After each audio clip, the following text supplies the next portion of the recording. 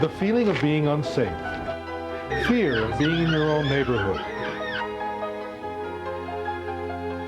anxiety about walking alone, panic in the eyes of violence. To some, the fear of crime is occasional. For others, crime is a part of daily modern life. In either instance, the fear of crime reduces your quality of life. Crime in Los Angeles is a complex problem that overburdens the police and taxes the concern of society as a whole. But as individual citizens, how do we combat crime and protect ourselves, our families, neighborhoods, and investments? Hello, everybody. I'm Tony Valdez. In this program, I'm going to share with you some ideas on how to make your home or your small business a safer place by properly applying strategies and principles of CPTED, that's crime prevention through environmental design. You can reduce the chances of becoming a victim or a statistic of crime.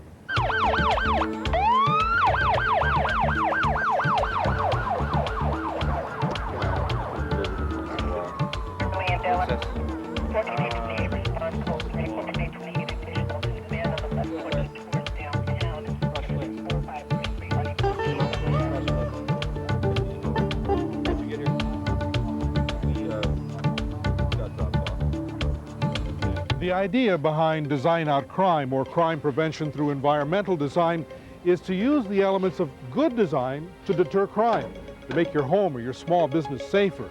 In its continuing effort to improve public safety in our neighborhoods of Los Angeles, the City Council, acting under a motion from Councilmember Laura Chick, formed the Design Out Crime Task Force. As the City of Los Angeles addresses crime, we must move beyond the traditional methods of policing and find creative ways to enhance public safety. We must find methods and means to stop crime before it occurs and not always solve our crime problems by hiring more police officers. We now know that how we design and build our buildings and public spaces has a major impact on whether crime occurs there. That's why I created the Design Out Crime Task Force in Los Angeles, led by representatives from the city's planning department and the LAPD. The task force created a set of Design Out Crime recommendations that has been officially adopted by the Los Angeles City Council.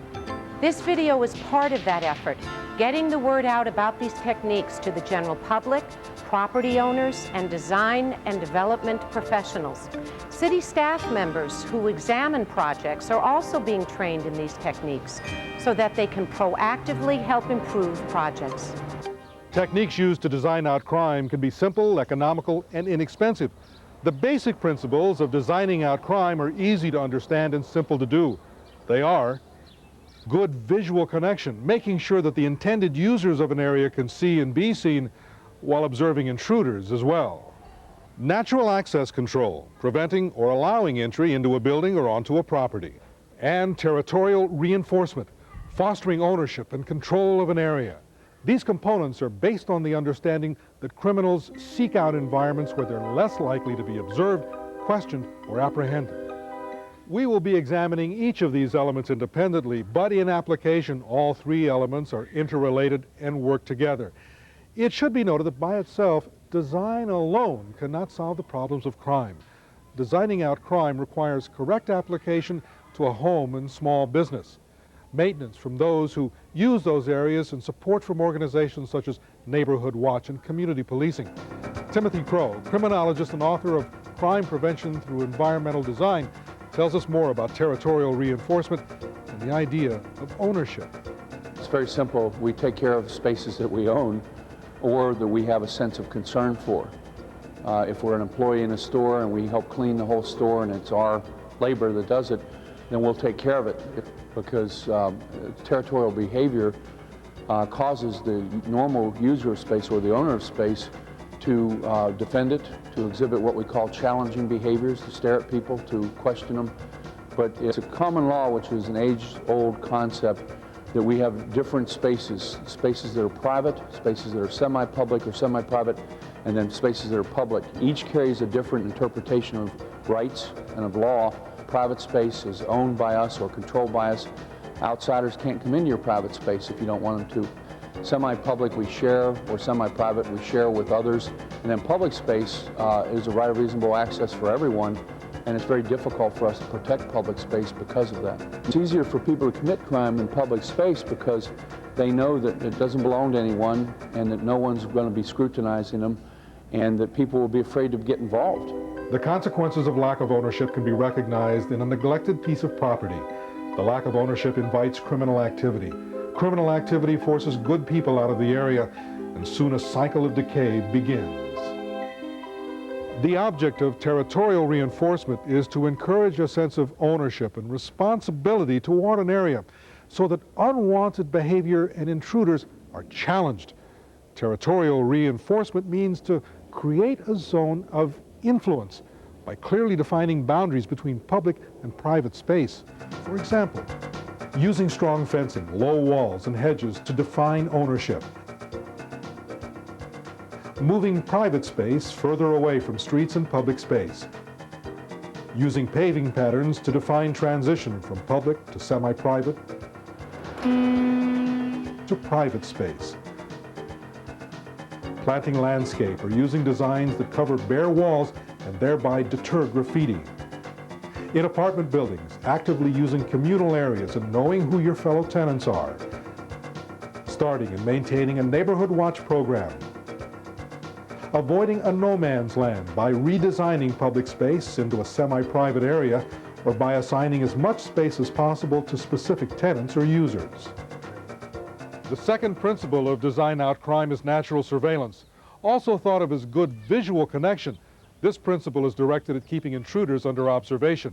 Again, Tim Crowe.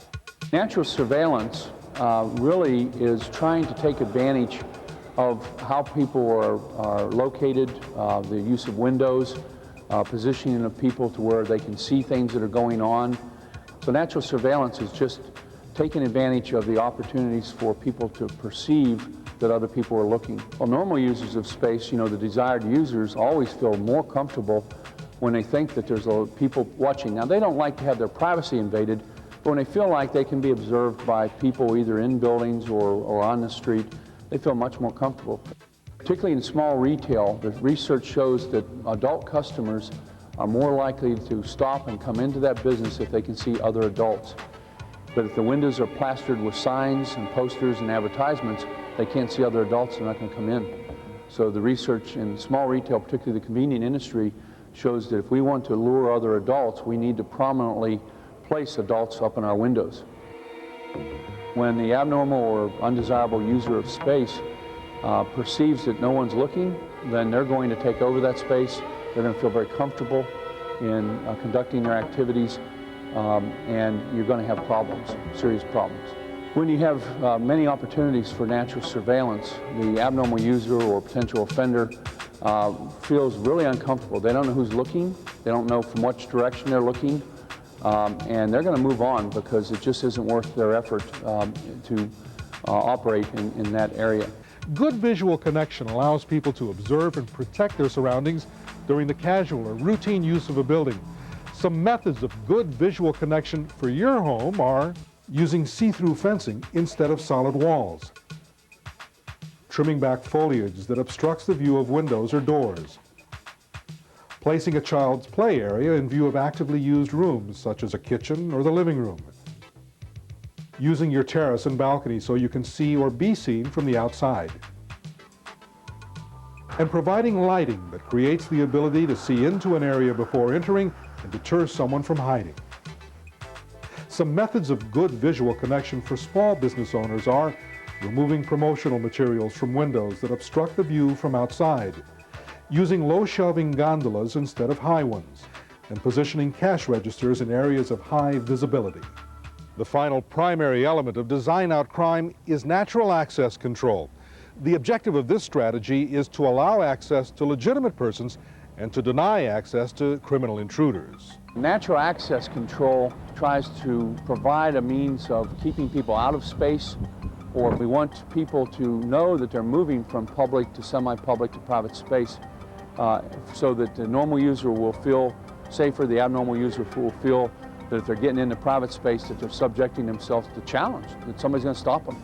Some examples of natural access control designs involve limiting uncontrolled or unobservable entries onto your property and driveways, using entrances and exits where good visual connection exists, providing clear definitions of use for walkways and entries, ensuring that paths are well lit with a clear view of a destination, installing sturdy gates and signs, creating a natural barrier to discourage unwanted entry by planting thorny landscapes such as bougainvillea, cactus, and roses, cutting back tall trees which intruders could use to climb and enter into a home or a building. Design out crime techniques such as territorial reinforcement, natural surveillance, good visual connection, and natural access control can be effective, simple, and inexpensive. In addition to making your home more secure and your small business a safer place to do business, designing out crime makes for good policing. Design out crime principles help me as a patrol officer by affording me the opportunity to be able to see into areas that would normally be concealed.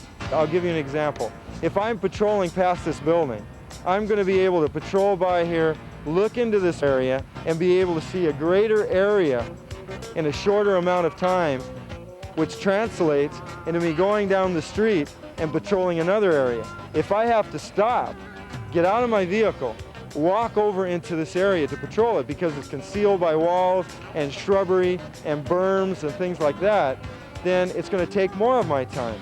Time is something that officers have to deal with when they respond to calls for services.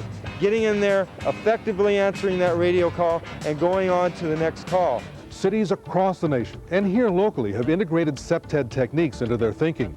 CPTED concepts, when applied correctly and maintained properly, have been proven to reduce crime and to enhance community well-being. When CPTED principles are applied properly, to us, what's more important is we have a greater probability of achieving the objective of the human activity, and secondly, there's lower exposure to crime and loss. It's a direct correlation. The better we're managing and designing our space, and the better we're using our human and physical resources, the lower will be our exposure to crime and loss. The City of Los Angeles is committed in its effort to reduce crime, increase public safety, and improve the quality of life. The Design Out Crime Task Force is available to answer your questions on how to effectively use crime prevention through environmental design principles in your home or small business. For further information or to receive a free Design Out Crime booklet, write the City of Los Angeles, Department of City Planning, Central Publications Unit, 221 North Figueroa Street, room 1650A. It's Los Angeles, California, and the zip is 90012-2601. Or you can call area code 213-580-5249. The Department of City Planning can also be reached by fax at area code 213-580-5261. Building a safer Los Angeles is everyone's responsibility. Being safe is everyone's right.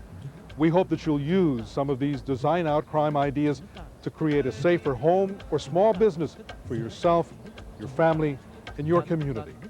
I'm Tony Valdez. Thanks for watching.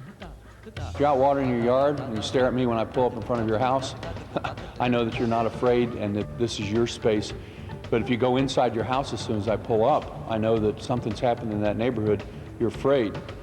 And that's why it's important in apartments or even public housing for us to assign yard space to people, because if they care for it, they'll protect it and they'll act territorial.